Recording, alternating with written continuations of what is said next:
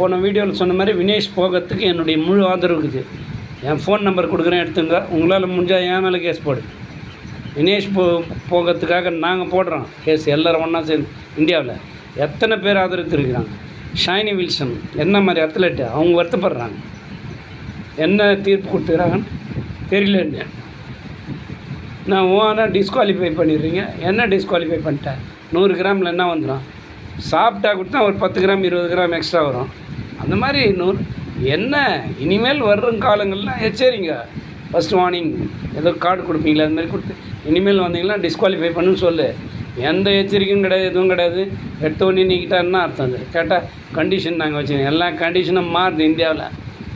மக்களாட்சியிலேருந்து வந்துக்கிறோம். நாங்கள் அப்படி தான் நினச்சிக்கிறோம் எல்லாம் மாறுது. நீங்கள் ஸ்ட்ரிக்டாக இருந்தால் வார்னிங் பண்ணுங்கள். இனிமேல் வந்தால் நாங்கள் இந்த மாதிரி ப்ரைஸ் எல்லாம் கொடுக்க மாட்டோம். டிஸ்குவாலிஃபை பண்ணி தங்க மெடல் அடிக்கிற அளவுக்கு அந்த பொண்ணை வெளியே அனுப்பிச்சி விட்டீங்க.